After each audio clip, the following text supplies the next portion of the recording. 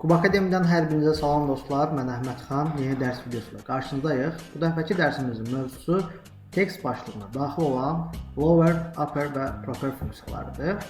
Qeyd edeyim ki, hər üç funksiya bir-birinə çox oxşardır, çox sadə yazılışa malikdir. Sadəcə nəticələri adlarına uyğun olaraq fərqlidir. Gəlin indi uzatmadan hər bir funksiyaya tək-tək tanış olaq. Baxın, gördüyünüz kimi cədvəlimizin solunda bizim ad-soyadlarımız var və fikir versə görəcəyik ki, bu ad-soyadlar bəziləri tamamilə böyük hərflə, bəziləri kiçiklə, bəziləri isə baş hərfləri böyük hərf olmaqla yazılmışdır. Və biz əlbəttə ki, bəzən cədvəllərimizdə bunu sərgiyə salmaq istəyə bilərik. Məsələn, istəyə bilərik ki, bütün hərflər, daha doğrusu yalnız baş hərflər böyüklə yazılsın və yaxud da hamısı böyük hərflə yazılsın. Bu zaman bu üç funksiya bizim köməyimizə çata bilər. İlkin olaraq lower funksiyasından tanış olaq. Gəlin baxaq, yazışı ilə olduğu kimi lowerdir. Sadəcə bir parametr tələb eləyir, teksti tələb eləyir. Baxın, tekst olaraq da mən bu xananı qeyd edirəm, yəni buradakı mətni çevir deyirəm, enter tıklayaq. Gördüyünüz kimi nəticəmiz bu şəkildə alındı, yəni bütün hərflər kiçiklə yazılmış oldu və bunu aşağıya doğru tətbiq eləsəm, görəcəyik ki, həqiqətən də buradakı yazılışın necə olmasından asılı olmayaraq bütün hərfləri kiçik hərflə yazmış oldu. İkinci funksiyamız upper funksiyasıdır. Yəqin ki, artıq adından məlumdur. Bu da verilən mətni bütün hərflərini böyüklə qeyd edir. Gəlin, bunu da yazılışla tanış olaq. Upper deyirik. Baxın, eyni ilə bu da sadəcə bir parametr tələb edir, teksti.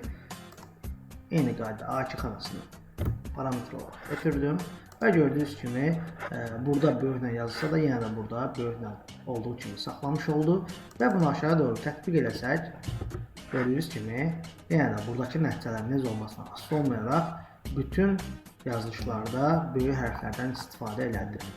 Və son olaraq proper funksiyasıdır.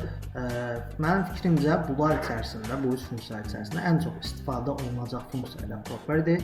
Çünki biz yazılışlarda əksər hallarda yalnız baş hərfləri böyüklə yazılırıq. Gəlin baxaq, proper deyirik.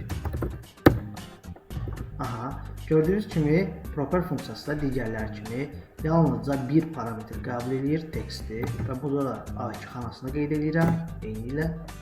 Baxın, nəticəmizə fikir verək. Gördüyünüz kimi, yenə də buradakı yazılışların necə olmasından asılı olmayaraq bütün adlarda yalnız baş hərflər böyüklə yazılmış oldu.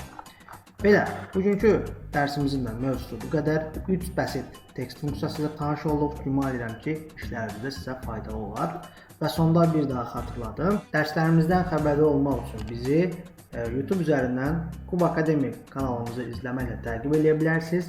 Həmçinin Facebook, LinkedIn və Instagram üzərindən Kuba Akademi az səhifəmizi təqib eləyə və irad təkliflərinizi bizə bildirə bilərsiniz.